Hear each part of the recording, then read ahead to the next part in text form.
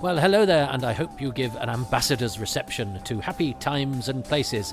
This, a positively inclined Doctor Who episode commentary podcast in which I, Toby Hadoke, watch a Doctor Who story nominated by a friend of mine and see if I can see what their favourite things about it might be. Hello Toby, it's Mark Wright here. I'm a writer. I write lots of things about Doctor Who. For 20 years I've been writing and producing various projects for Big Finish Productions. I write for Doctor Who magazine and the Doctor Who figurine collection, and I was a co-editor on Doctor Who The Complete History across 90 volumes, and with Cavan Scott I co-wrote the official Doctor Who miscellany Whoology to tie in with the 50th anniversary. The story that I have picked for you is The Ambassadors of Death. Welcome back to Happy Times and Places. Dudum, dudum, dudludlum, bum, bum, ba-bum, budludlum. I will be humming The Ambassadors of Death incidental music for some time. It's a unique score, well, apart from the bit that isn't unique because it gets redone in The Mind of Evil on the synthesizer or whatever. Don't email in musos. But nonetheless, I get very excited when I watch The Ambassadors of Death. It means a lot to me because I think it was a Doctor Who story I discovered in a different way from how I discovered a lot of stories, because with a lot of stories I'd read the target book first, so knew them or knew a version of them, and then, you know, as with the Malcolm Hulks, there was a different version to get to know when it came to television.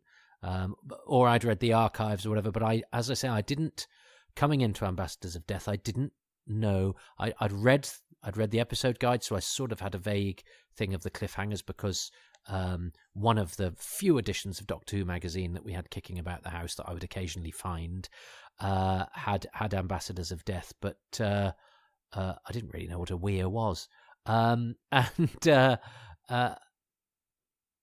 hadn't all stuck in my mind. I remember seeing it now. It's quite a yellow page. Is there a, because there's those pictures of John Pertwee in Spearhead with the nightshirt and the umbrella that you don't really see anymore. Anyway, I'm going off track because I'm me. But The Ambassadors of Death is always seems slightly anomalous to me, but in a splendid way, because, as I say, I discovered it in a different way. And I discovered it in a way where it wasn't disappointing. It wasn't a letdown. My views of it weren't changed as a result of the production team not being able to match my imaginings of it. I'd expected a bit of a mess, something a bit memorable, something a bit laboured, and what I got was a really well-directed thriller with a bit of a hard edge, you know, comparatively for Doctor Who, and lots of joys that I wasn't expecting coming, including one in this, but also a couple of bits, and that's what this episode is all about, a couple of bits that make me go, oh, why are they there to spoil what would otherwise be perfect? Now I'm just like, oh, not wild about those. But in the old days, you know, it was either highs or big highs or utter lows. I wasn't allowed to just shrug off anything that didn't quite fit my picture, but they're worth talking about to show that the production team and the writers and nobody was quite all on the same wavelength, because there are things that happen here that don't happen again.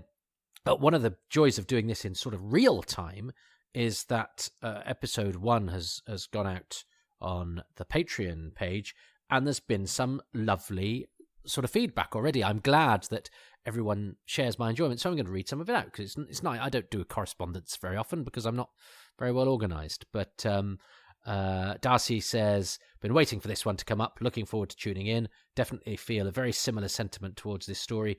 Used to borrow at this stage, 2007ish, very tatty VHS from my library. It's good to have it as close to restored as possible colour, but I think it's lent a certain quality in black and white. I wish the collection sets had the HD scans of the original 16mm black and white telerecordings to view on applicable stories as an alternative to the colour restorations. I think Darcy makes a really interesting point there, because I had really good quality, you know, one generation from off air from Australia recordings of Terror of the Autons, The Demons, Doctor Who and the Silurians.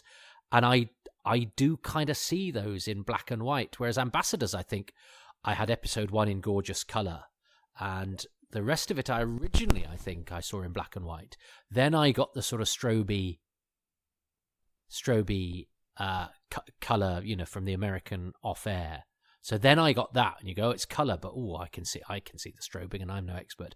Then there was the official VHS that was bits of colour, bits of black and white, and then there was the finally the final restored version for DVD, and that's what's on iPlayer. That's what I will be watching very, very shortly.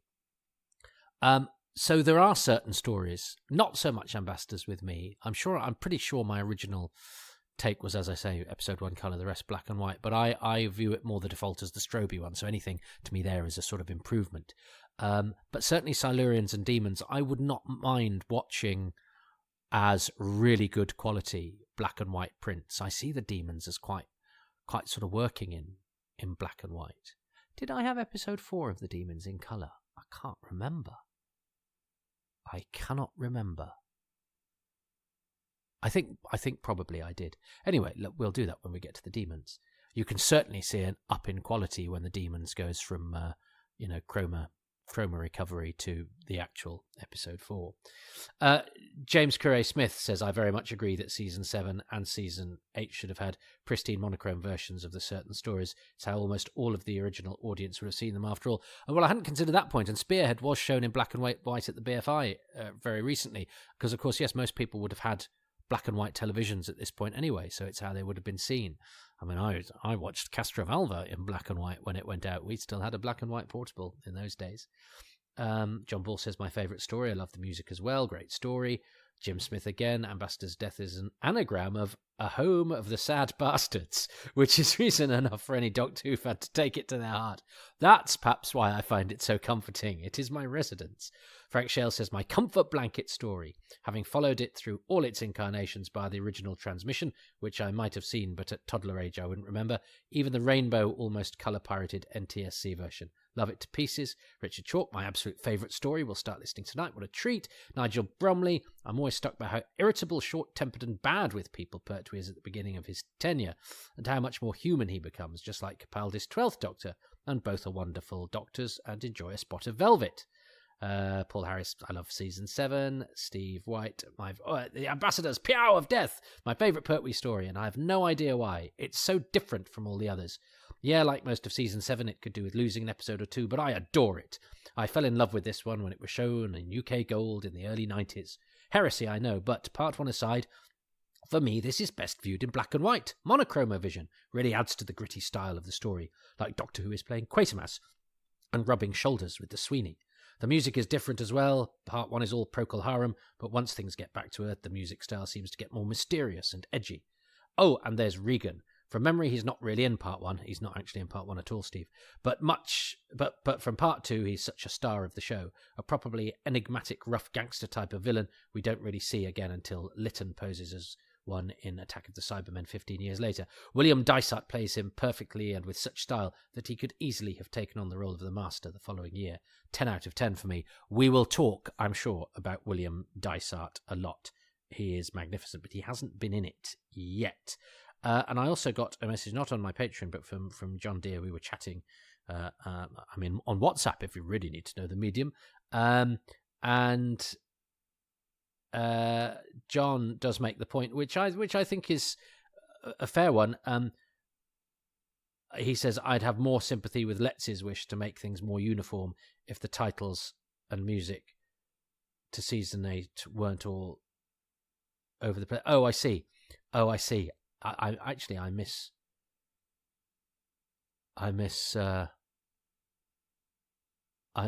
misunderstood what John said there. I'm not going to go into it now, but it's just given me a podcast idea about the different ways that the titles are done. But I see what John's saying. I made the point that Barry Letts goes for a more uniform style of title, but of course Terror of the Autons has a different font, doesn't it? It looks like it's got some sort of shadow or thrusting forward. Claws of Axos, the title comes in on a restart of the title sequence, unusually, rather than going into the swirly, swirly, swirly. So yeah, okay, I get you. But nonetheless, the point I thought when I'd originally read that from John that he was saying that he has more sympathy with the Let's way of doing things, the uniformity, but he's actually going, yeah, it's not as uniform as you like to think, and that's very true. But nonetheless, yeah, I have an ongoing battle in that, as far as one does with trivial things like how the titles work on Doctor Who, so massive. No, but I love the fact that there is the space to experiment, and I particularly like it in the 60s, because I sort of, it seems right to me that the 60s is more ramshackle, so you can have the space pirates having its, white background and the, soprano space singy woman, one week having just come from the Seeds of Death, which has its special model shots that change perspective depending on whether the action starts on the Earth and the Moon, or the Ice Warriors with its ice soprano woman, but different, and it says it's 1, 2, 3, and 4. It's not episode or part 1, 2, 3, and 4. But and the War Machines, Ferguson again has those computer printout titles. I like it when in the 60s, and the 10th Planet as well, of course. I'm doing that podcast now. I like it when the 60s goes, oh, let's try a different way of doing the titles, because the 60s titles are just words on the screen. When it comes to the 70s and the titles make their way onto the title sequence, I sort of think, right, television's growing up now. I want it to be all the same. I want it to be uniform, except for season 7, which I really love because it's all different, and I quite like spotting the anomalies elsewhere. But there's part of me that goes, no, and now I'm growing up, and also the part of my brain that likes everything to be uniform. I like my title sequences to sort of that. I like my title sequence spines to match on my televisual shelf, and yet I love the fact that there exists these different ways of doing things in season 7. You can like 2 different things at once. I may have said this on the last episode, so I may be repeating myself. Apologies if so. Let's repeat ourselves and preamble no longer. As we do. Thanks for that, everybody, on my Patreon page, which you can join if you're a non-patron for as little as £3 a month. I don't normally plug within the body of the show itself, but hey, it's the Ambassadors of Death. We do things differently around here. And let's see what reception I'm going to give to episode 2, and then we'll hear from Mark Wright, lovely Mark Wright, after that. And let's now press play in 3, 2, 1.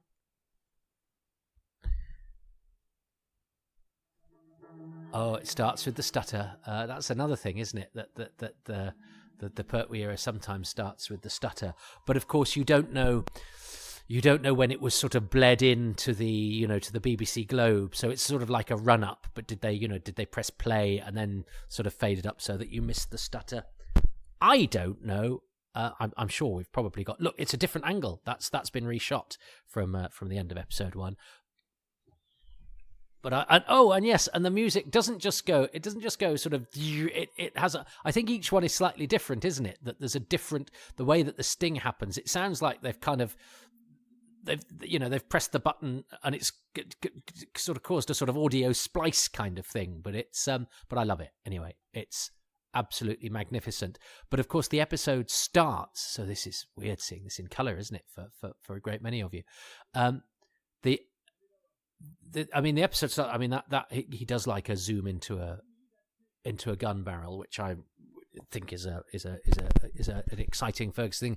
Now here we have the transmigration of object. It's essentially magic, and I don't like magic in Doctor Who. It's weird. I don't think Doctor Who should be able to get out of trouble using, I was going to say unearthly things. Do I mind Venusian Aikido? No, I don't. And yet that is sort of magic fighting, isn't it? But something that is within the drama, well, look, I just made it disappear. I'm afraid I don't. Because he's not in the TARDIS. He didn't send it into the future. No, he says it's a transmigration of objects. Yeah, that and pure science. Whereas, in a year's time, we've got Science Not Magic, Miss Hawthorne. And I'm much more a Science Not Magic, Miss Hawthorne kind of guy. And I'm not sure if this story had not... Well, I mean, reportedly, this story, was a work of, chaos and the right hand fighting the left, or the right hand migrating objects to the left. I'm not sure, and I'm not sure I didn't speak to Terence about it at some point, maybe even on the commentary, and he sort of went, "Yeah, I wouldn't have done that these days." Or if we'd had time, we'd have changed that. It's a sign of the fact that the production was slightly rushed. It seems to me an odd fit within the show. Yeah, I'll accept. I love Buffy the Vampire Slayer, but I kind of accept the magic in that because there are certain rules to the magic, I think, and when they make magic a bit like drug addiction or that sort of thing, it's quite an intelligent sort of take on it. But I think within the world of Doctor Who, particularly the world of season 7 Doctor Who, it seems to me a bit where your audience is going to go, oh, for goodness sake, if you do that, that means you undermine the jeopardy elsewhere, because what else are you going to have up your sleeve? It was an element that made me go, oh, I wish that, particularly in a story that I'd loved so much upon discovering it, that made me sort of a bit cross with it and go, oh yeah, that's where you're not quite Doctor Who as I know and like it. This scene is rather clever, I think. He's good casting, Robert Robertson. But in that again, it's the sort of thing that as a kid I would have thought was very clever. That he talks to him like a soldier, and so he ought to, it's like his ingrained training makes him stand up and go, "Sir," which he does very well. I'm not sure as an adult I would quite buy that. I think a sophisticated adult mind would go, no, yeah, he's programmed to be a soldier, and he's programmed to out of habit, salute an officer and all that sort of thing. But he's not. But not to an extent that it would overcome his intellect or his natural human sort of common sense.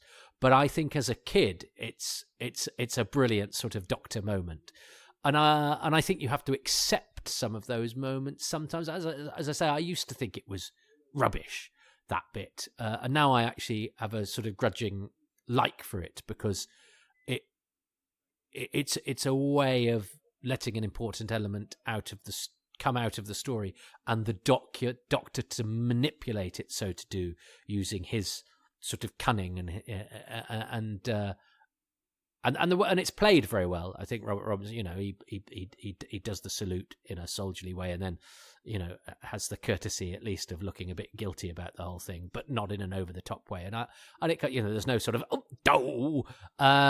so they sell it as well as they can, but it is another element that seems slightly out of place in Doctor Who, which is generally, I think, a slightly more sophisticated, an intelligent show than that. Dare I say that, the show about the police box that travels through space and time in a police box that's bigger on the inside than the outside, that has a yellow roadster called Bessie and a robot dog called Canine and and all of those things. Yes, I blumwell can. It's quite a jazzy score, isn't it? But there's a real, I would use this in the same when I was at university, and this was I was very much enjoying this being one of my favourite stories, and I mean for many years I listed it as my actual favourite story. I don't know now. I vacillate between a vast number, but it's certainly one I would put high. But would I put it high because it's an underdog? So I will boost it for my own little mental satisfactions. But anyway, when I was at university, this was, the X-Files was very much a la mode. And John Moreno, he's credited as Juan Moreno in this, and yet and John is very RP. He is of Spanish and French heritage, I think, certainly French. And he stopped being credited as Juan Moreno to be credited as John instead. He's an excellent fighter ranger, actually, John, swordsman. But he has the best story I've ever been told about life, actually, which is on my Who's Round with him, and it's about when he was imprisoned for desertion of the Foreign Legion because he was a French citizen and because he was born in France and his parents forgot to fill in the requisite paperwork, and so then he went backpacking or on holiday or something and got arrested because his paperwork showed that he had avoided national service or something like that. So yeah, he was not the foreign. Yeah, so he was forced to sign up to the French army or something. He ended up serving in Algiers and then tells a great story that's on that I'd really love to tell actually as a Radio 4 play or something. But it was one of the best things that came out of Who's Round. I was put in touch with John by Christine Rawlins, the costume designer for this, who hated Doctor Who. She allowed me to interview her at BAFTA. I was late because the train was held up and we didn't actually have mobile phone numbers for each other. But anyway, it was fine and she was lovely. But ever since when I've put anyone in touch with her, she's like, "Oh, don't put me in touch with people. I don't like doing interviews and stuff." But yeah, and yet she did mind. I don't know why she did Who's Round, and she hated Doctor Who. But she was still in touch with John, and so she put me in touch with John, and I had a lovely chat with John and his story about being at war, and he had an opportunity to desert and he didn't. Is a fascinating tale, and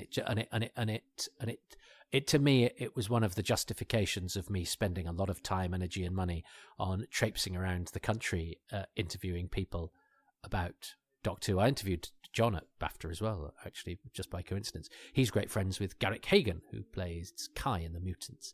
Yeah,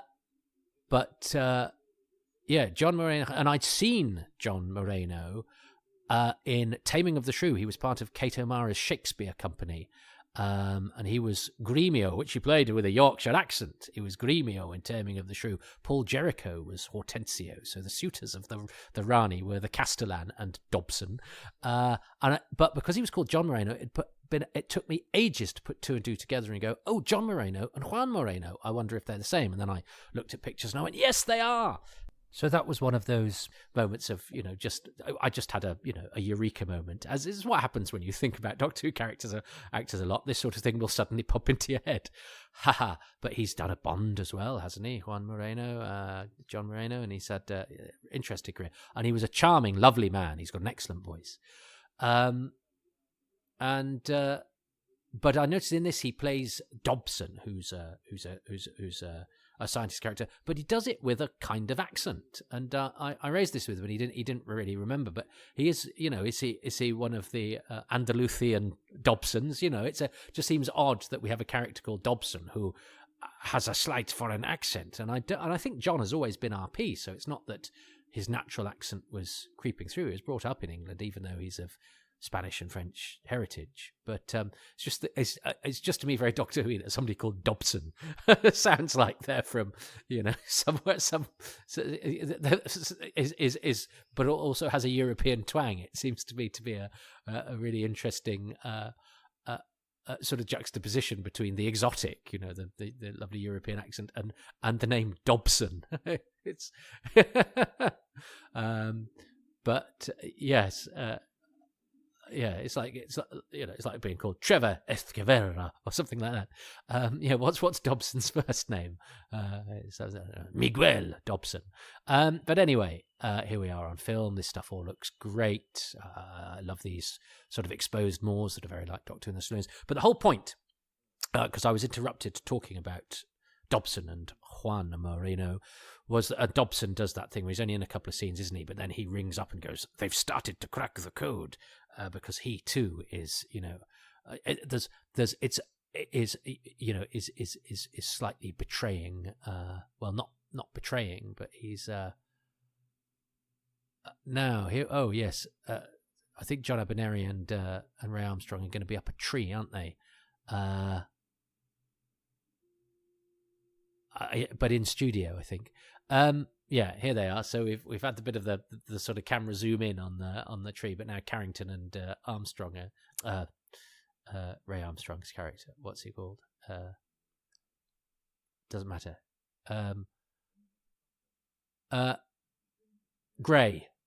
Carrington and Gray. Now that would have been alarming if I'd forgot the name of a character from Doctor Who. So I'm glad. Gray, Ray, Armstrong. Gray rhymes with Ray, and Collinson, Robertson. There we go.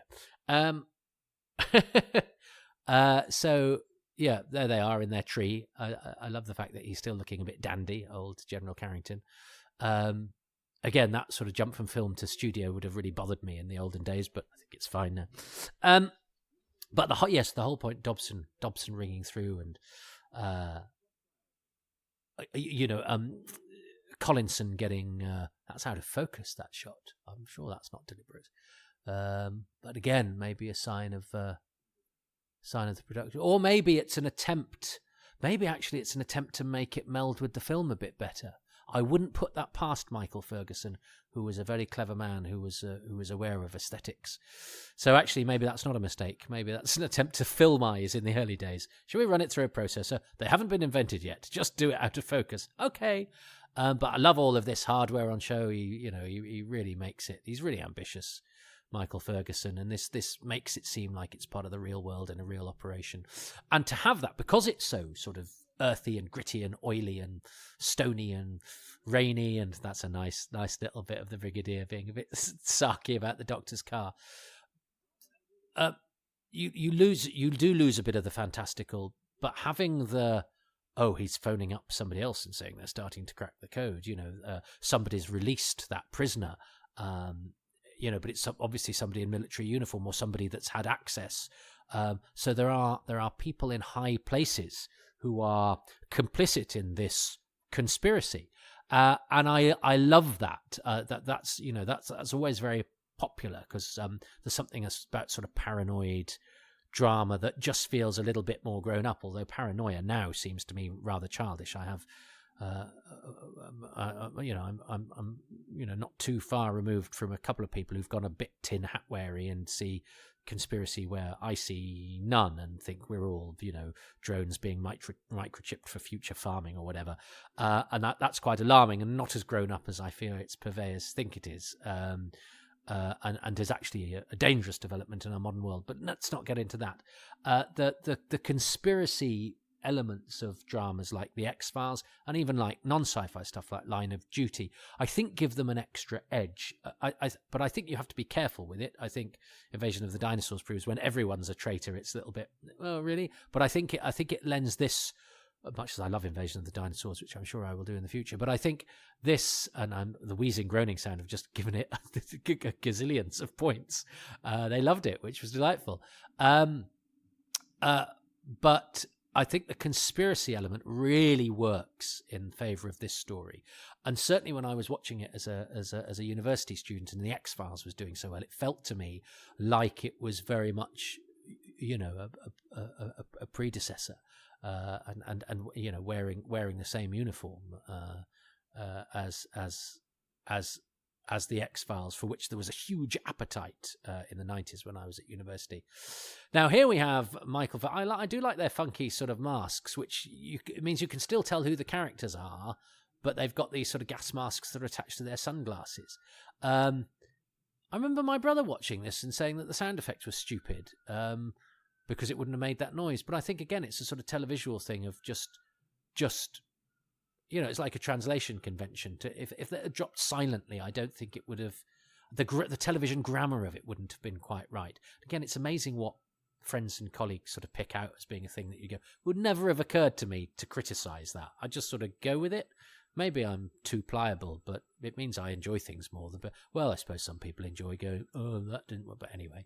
And John Abernary and Ray Armstrong armed with hair dryers. See, I'm doing it now. Of course, some fantastic stunts, including this one that injures Pauline Silcock. Maybe I'm too late for it, or maybe I'm too early for it. But there's one where you see the bike go. I think it might be this one. And Pauline Silcock. No, it's not that one. It doesn't matter. It might be that one. I think the floor manager, assistant floor manager, production assistant got injured. That's covered in the making of. I know Derek Ware wasn't wild about this stunt, and it's not a great stunt. The on the helicopter, that's brilliant, and this is very, very well done. But I know he wasn't wild about the fact that he landed on his feet, because he does land on his feet and then tumble, whereas a better fall would have been to sort of, not look like you've landed on your feet, basically. And I think he felt he'd done it better the first time round, but there'd been a hair in the gate or it hadn't been captured or something. But this is an example of where I think on the shooting script it was nothing like as ambitious as Michael Ferguson's staging. Now that's not unusual. A lot of film elements in shooting scripts don't have much description at all. The writers don't bother, or it doesn't make it into the camera script because the director's going to sort it out on location. And that brilliant unit battle in episode 4 of The Web of Fear is very, very like that. And I was astonished at how little description there was and how all of that is Douglas Camfield. Which is why it's very different in the novelization from what we could see, because Terrance Dicks was obviously working on the script, which didn't have big descriptions, and we didn't then have the episode in the archives. Oh God, I'm glad that one. I mean, I'm not wild about episode 3 of Web of Fear being missing, but thank God it's not episode 4, because I mean, anyway, let's do that when we get to episode 4 of The Web of Fear, which I just think is magnificent. John Pertwee here. For John Pertwee being sort of straight and tetchy, which he is in these early days, and his hair is quite conservative for Pertwee. He's putting on the John Pertwee voice. He's not doing that one, actually. He's doing his comedy old man, isn't he? He says, I'm a bit of a comedy old man. Seeing as he was, the voice man on the radio, it's a surprise we don't get more of that. But again, the anti-thief device is a little bit to me like the transmigration of object, in that it's something I'm not sorry we didn't see again. It to me feels a bit of a cheat. And as an actor, God bless John Abineri, if I'd been asked to sort of act being stuck to a car, I'd have been a bit like, well, this is a bit children's drama. Not the performance I'm giving elsewhere, But I like the fact that obviously it wears off there, and they're not there. And this is quite a nice twist that the Brigadier and Cornish are going, oh yeah, it's been Brigadier's going, oh yeah, it got hijacked, and actually the Doctor's got it and it's here. So that's a nice little use of the regulars, in that the Brigadier's getting it back by official means, but official means have been intercepted by, as we will discover, treacherous forces.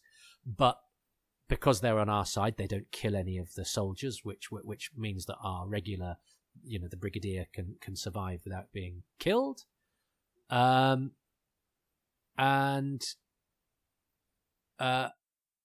So we have that action sequence, and it means that the Doctor can use his guile and a funny voice in order that he gets the recover. So at the end of the day, it means that the capsule is still returned, but so this 5 or 6 minutes of the episode needn't have happened and might be chopped out of an omnibus, but the episode would be less without them. It's a fantastic sequence with all the helicopters and the smoke bombs and the motorcycles, and it's an indication that John Abineri's character, who we don't know who he is yet, is still up to his old tricks.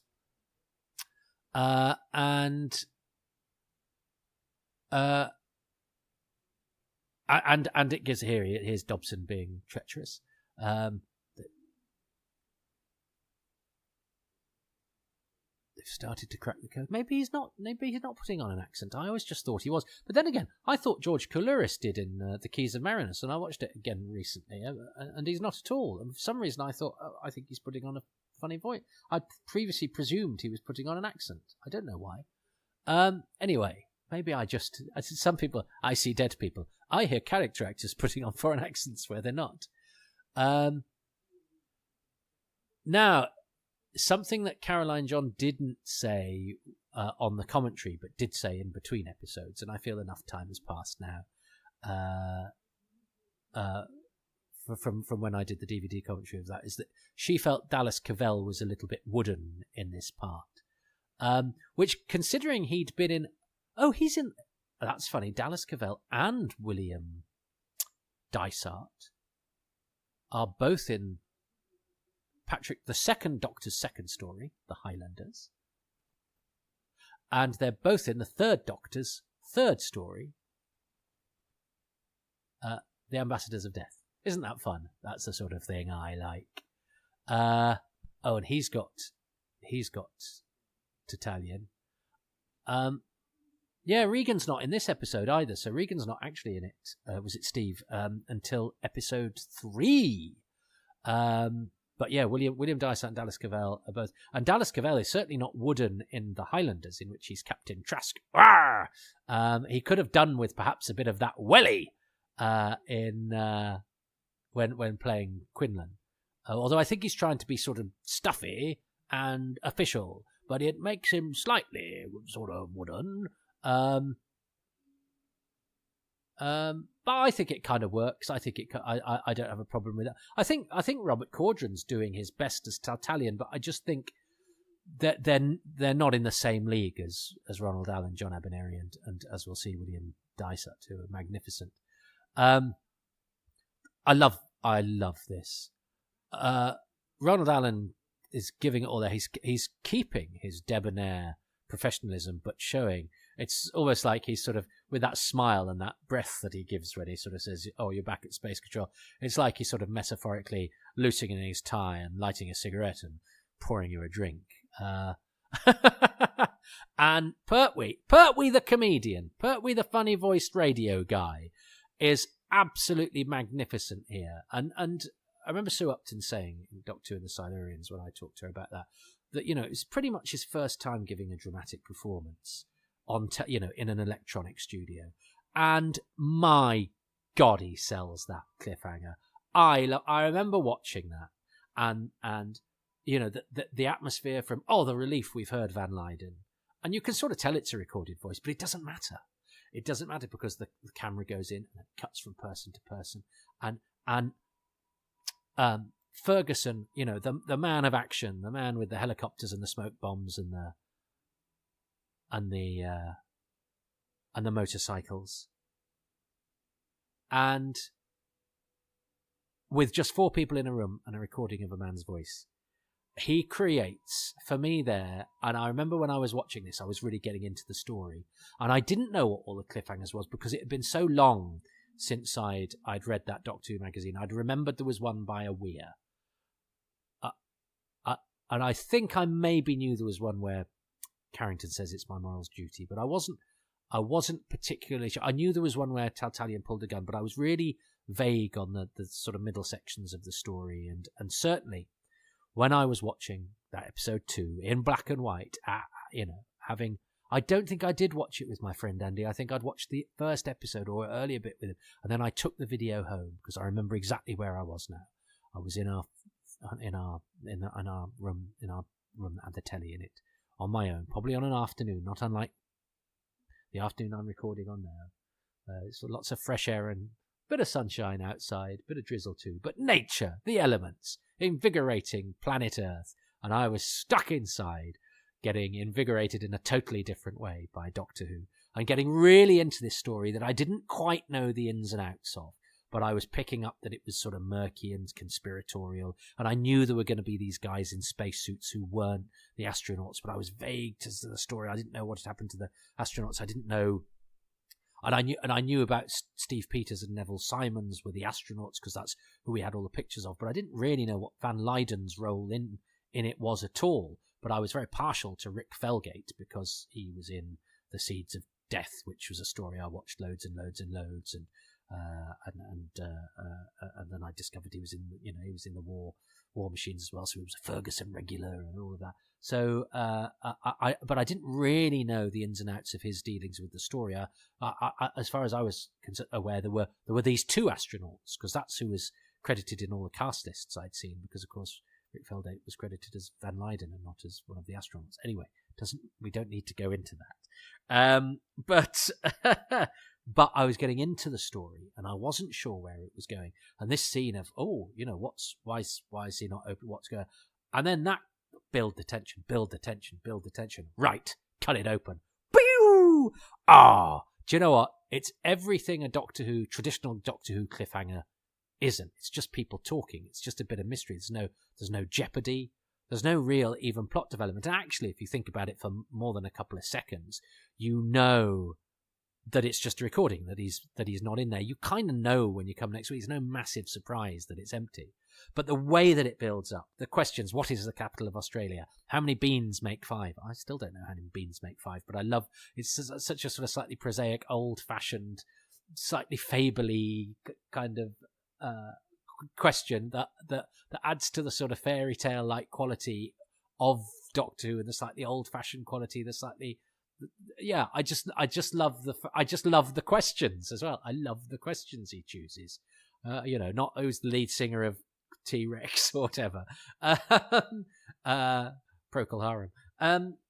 But I love that cliffhanger. I remember it coming out of nowhere and smacking me in the face. And it's just the Doctor saying, cut it open. But the way Pertwee does it, the way the sound and the music contrive, the way the camera moves and the vision mixer switches from shot to shot, and Ferguson just piles on the tension with the scantest of resources. He uses every televisual trick available to him without being ostentatious, without doing anything avant-garde. He used just old-fashioned ways of ramping up the tension, and there's nothing better than that in thriller, adventuring entertainment, is with scant resources, just using, the basic tricks of the trade to make something atmospheric, to make something spooky, to make something tense, and then to thrill you, or to shock you, or to surprise you, or to hook you, or whatever it is. And it does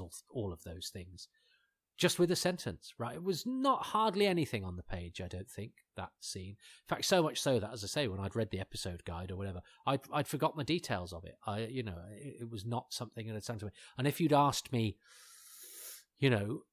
when thinking of what cliffhangers would you like to see, and surely the Primordial sticking its hand through the glass,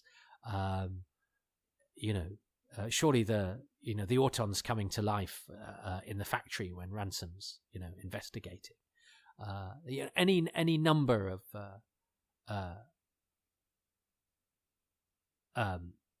cliffhangers from the other stories that are quite famous. Even a dialogue one. The plague of going the first one. But yeah, that means there's a plague that's going to kill thousands, millions.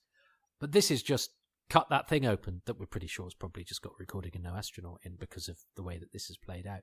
But everybody plays the mystery to the hilt, and it's done so well that the cliffhanger has to be my favourite thing, with an honourable mention to the not described in the script but brilliantly staged by Michael Ferguson heist, the big long stunt sequence. But also, Mark chose the big log stunt sequence from episode 1. So, God, you wait for a story with a big log stunt sequence in and 2 come along at once. But anyway, yeah. So I don't think Mark will choose that anyway. So I think... And the music is great. Again, the music's kicked in. I could have chosen cast, but I'm not sure what I'm doing with the cast. Do I choose the whole cast? Because I could easily... I mean, it's 7 episodes. I could choose Ronald Allen for one. It's a performance that's good enough to get its own, nomination. John Aveneri for sure. William Dysart for sure. So, or do I lump them in with the whole cast? But the cast, I have to say, isn't quite perfect. Even though, actually watching this, the performances I like less. Caudron, who's decided to, it's weird. I don't know the name Tatalian. I've never heard it in any other circumstances, and it sounds Tatalian. Sounds like I'm Italian, but he's doing it in French. And yeah, he's got a couple of very 70s things. He's actually Scottish, but he's a British actor putting on a European accent, and he's got a stick-on beard, neither of which help him to modern eyes and ears. And Dallas Cavell is giving a kind of performance that just seems a little solid for today. But again, as I say, watching the two of them in context, they're not doing anything bad. I don't think either of them are egregious. And of course they are in such good company. But so I'm not sure what I'm doing about the cast at the moment. But Havoc deserve a nod as well. And in fact, to the extent that we chose Havoc to do the commentary on this episode, didn't we, for the commentary? That was when the range didn't really talk to itself, because we got Havoc in for the commentary and then got the documentary maker got Havoc in for the documentary. Chris made the documentary, didn't he? And Steve Brosted did the commentary. And it was like, and I saw somebody on the forum go, well, I heard some of the same stuff in both, and I had to go as somebody that participated in the commentary. Yeah, no, that's a fair point. And I wonder that there should have been more discussion really with the range between the different parties, because there were enough people then that you could have had different contributors to both things, or at least doing it different. I suppose we got Derek Martin, who didn't speak to Chris, I don't think. But anyway, there was a bit of repetition.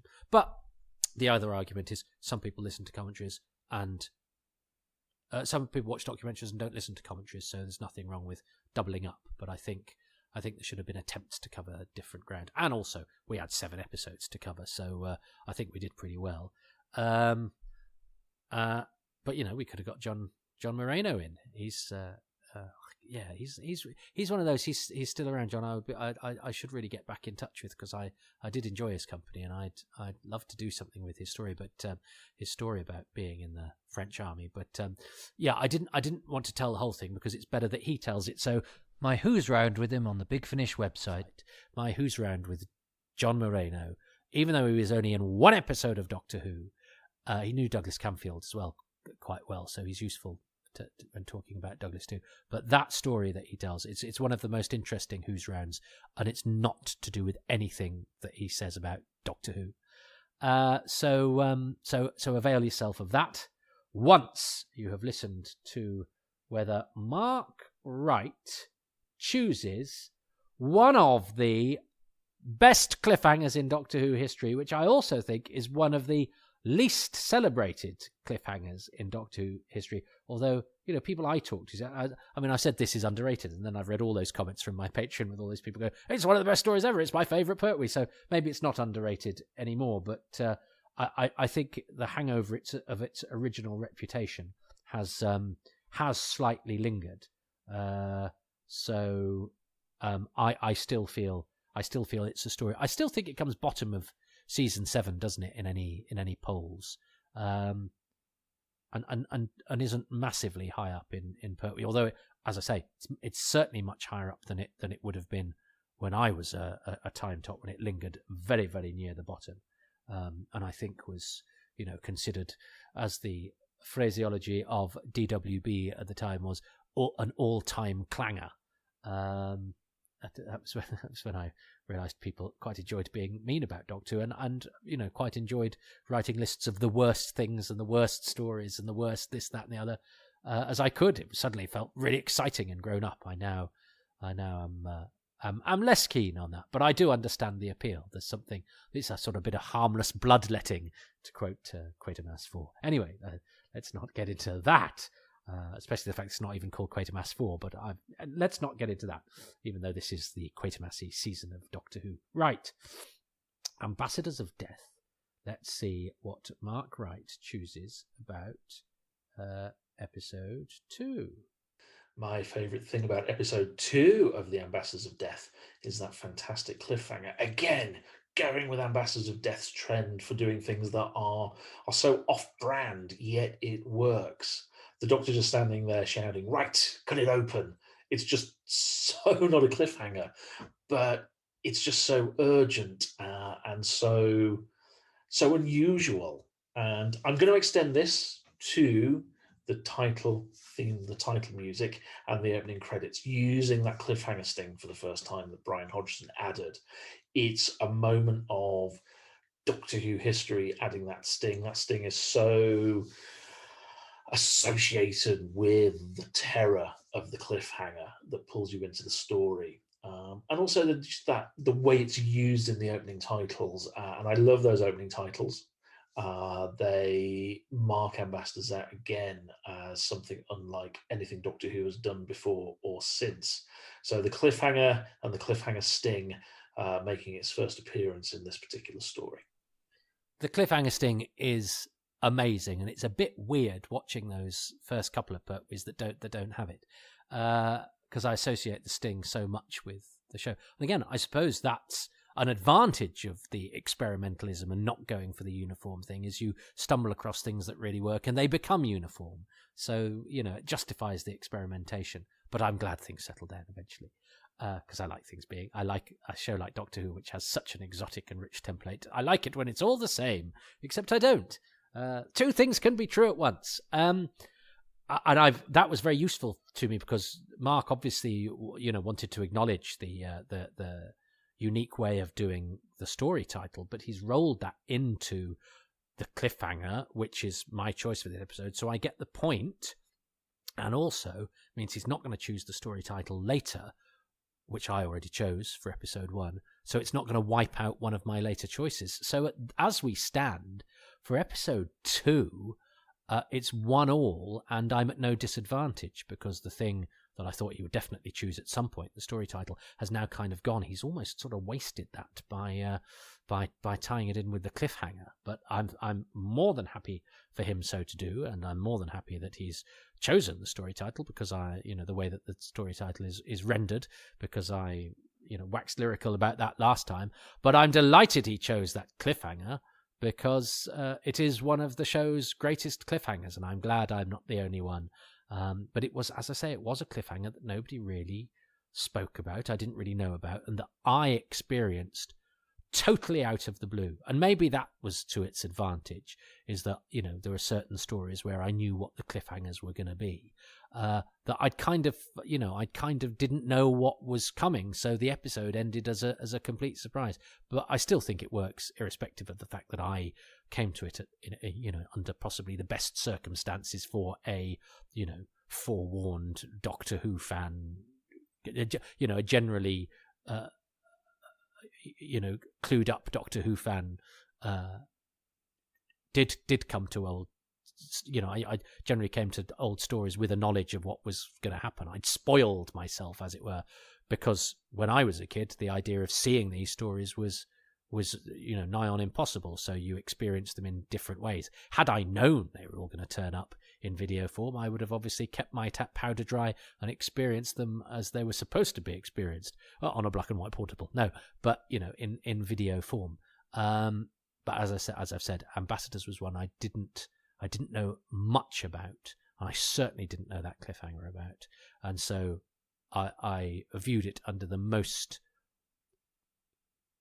ideal circumstances possible. But nonetheless, I think divorced from that, and I think Mark has underlined that too, is that it exists as an original, a different, an inventive, an atypical cliffhanger that nonetheless does the job absolutely brilliantly. But not only is it absolutely brilliant, it is a break from the norm, and in that way is, of course, yes, typical of the Ambassadors of Death, a story that I think it's fair to say, in terms of being really good at doing Doctor Who, has started to crack the code.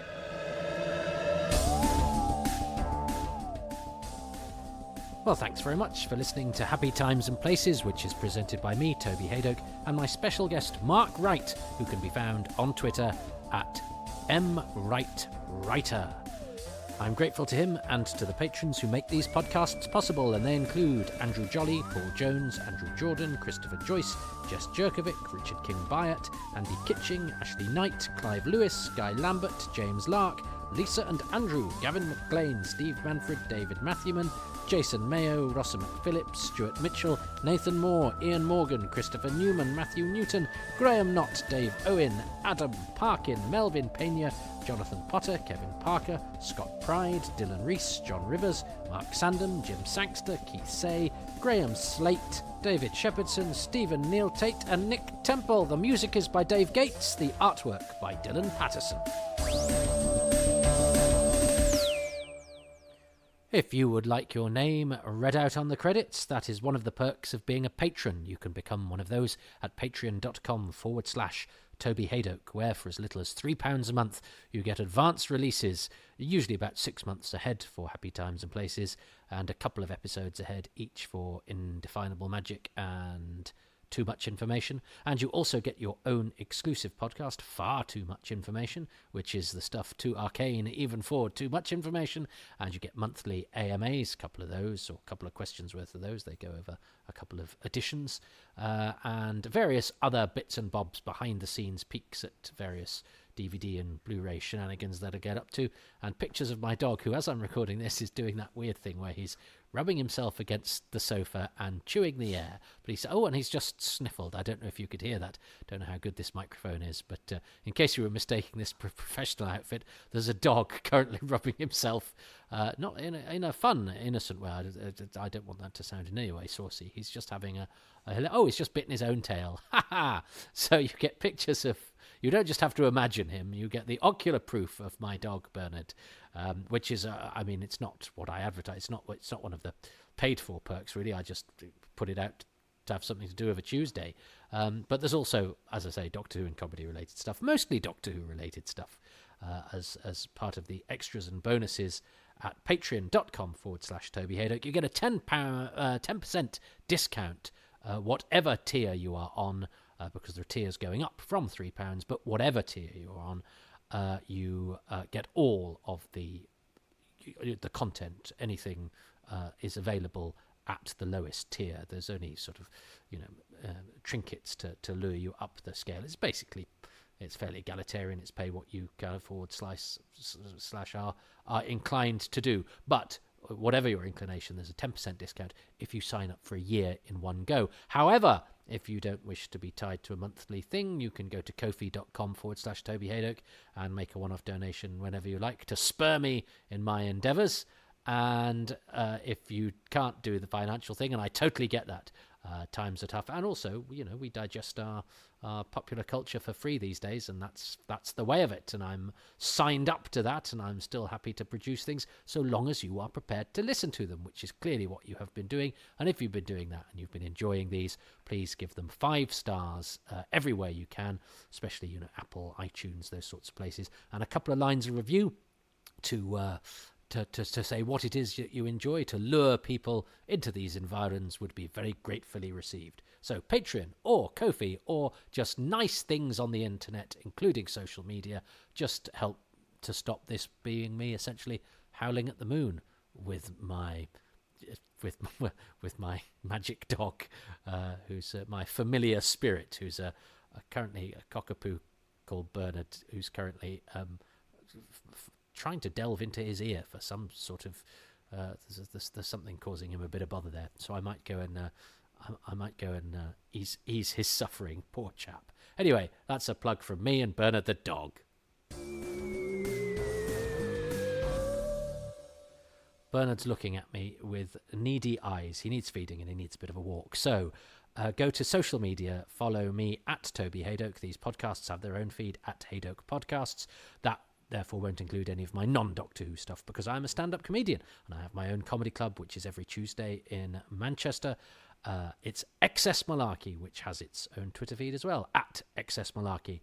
Both myself and XS Malarkey are on Instagram, at XS Malarkey, and at Toby.Hadoke, and there are also Facebook pages as well. So avail yourself of all of those things if you want, especially the comedy stuff, if you want outside of the Doctor Who, although the universes do cross. The audio War Doctor is becoming a bit of a regular at XS Malarkey, and Joy Wilkinson, who wrote The Witchfinders, was in the other day as well. And we also have, there's a lot of comedians now that are Doctor Who fans. Since I came out of the closet, they've all been following. So it's generally a safe space to be if you like Doctor Who and are quite happy to get the odd reference here and there. But it also exists without the need to be propped up by Doctor Who, although Doctor Who is never far away.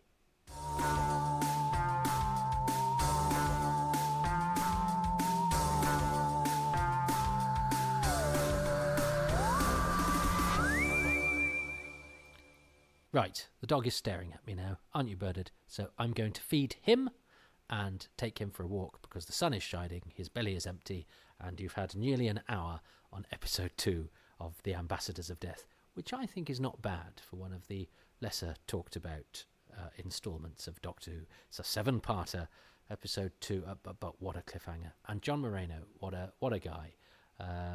And I don't know about James Haswell, who's Corporal Campion, who was an extra in other Doctor Who's, but I think he's no longer with us, which would leave episode 2. We've got Ray Armstrong, who plays Grey, and John Moreno as survivors from the credited cast of episode 2. But things aren't looking good for the next instalment, which has rather a melancholy claim to fame. But we'll get on to that, I'm sure, next week.